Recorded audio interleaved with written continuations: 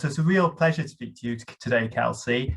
And I really enjoyed the film. And I know you've obviously played such iconic comedy characters over the year, whether we're talking about Frasier Crane or Sideshow Bob. But when a film like this comes your way, what do you look for in the character that you're playing that really stands out to you? And is it important that they're different to what you've done before? Well, I like the idea of doing films is actually get a chance to play something you haven't done before. And so that's really a big part of my agenda when I decide I want to do a film. Sometimes I'll just do a film that, to keep the motor running, But in this case, Micky was a delight to play. Micky Adams is like a fantasy character to play for an actor. I mean, because he's bigger than life. He sings, he moves, he loves deeply. It's the kind of thing you are drawn to as an actor to just play somebody like that. And he is a departure as well. So it ticked all the boxes.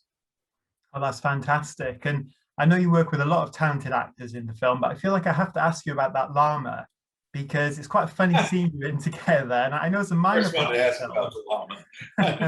Repeat the question. I'm just wondering, that must have been a weird, fun day on set for you. He was lovely. The llama didn't spit either. He was actually a lovely little llama, and we had a nice relationship. And clearly there was a bond that happened almost magically right away. Jacked my llama. Yeah. You actually just took the words out of my mouth, because I was just about to ask you about that line, because I think that was the one line in the film. As funny as the film is, it just cracked me up. So what was that like for you on set, just reeling out a line like that? Because it's not what you normally hear, I'd say. What's great about Micky Adams is that Will Aldous, who wrote the movie, clearly had somebody in mind, and a lifestyle in mind that is probably indicative of that period in American history. And so, a llama and jacked my llama, but just that kind of a way of relating to the universe was a very quirky and wonderful thing to play. And of course, when you were asked to do the project, I imagine they must have told you early on about wanting you for the soundtrack as well. So was that quite daunting for you? I know you're obviously an experienced singer, but was that a daunting prospect, or something that actually made it appeal more to you?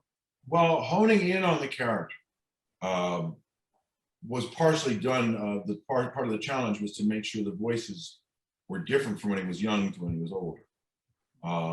Speaking wise, that wasn't such a big deal, but there had to be a kind of a youthful exuberance in his singing when he was younger. And I think we caught it. But the last song, of course, is filled with all the traffic and the gravel and the gravitas of the things he has suffered and the mistakes he's made. And I mean, that's a wonderful song to sing. It's a really cathartic, wonderful moment, and to play it, and it just happened. It was beautiful, and I love the process of the film. His growth and the tragedy of his life beforehand. It's a fascinating thing to have had a chance to play. But the music was just a delight, honestly. I mean, Rivers Cuomo wrote the music. He's fantastic, really gifted guy. I hope he likes what I did with the songs, but it was great to sing them.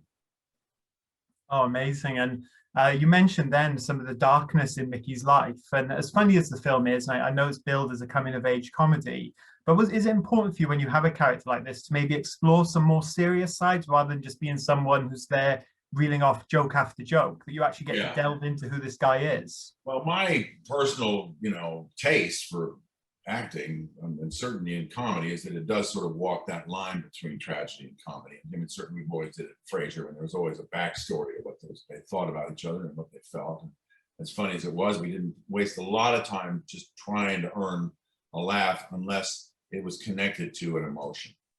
And certainly in Micky's case, there's tons of it behind him. And listen, one of my favorite moments is when I look at the construction tape across the top of the wall from my old home and sort of fall over the wall. I said, "What is this, blank?" And it's just the silliness of it. I mean, I always love something silly, so that's one of the things I got a kick out of. And one final question for you. So much of this film revolves around Micky trying to regain his confidence to get up and perform again. But as you get ready to return as one of your most famous roles, Frasier Crane, did you feel, and obviously the expectations that come with that, did you feel you could relate to Micky's journey? Because obviously I know you've worked a lot since that show ended, but I feel like the same expectations might be there. You know, it's interesting. Micky's just terrified at one point when he realizes it might not even be what he wants. And who he was is no longer who he is. And he has amends to make in some ways for other things. And so maybe he's not ready to sing yet. But when he finally is, it's great. And he has a chance to say to his little girl how much he loves her. And that to me is a good ride. Oh, well, that is such a lovely note to end on. Thank you so much, Kelsey. And can I just say, as a huge comic book fan, I loved your take on Beast, and no one's beaten it yet, and I don't think they will. So thank you so much for your time today. I appreciate that, man. Thank you. Have a great day and stay safe. Thank you, Kelsey. Take care, man. Thanks.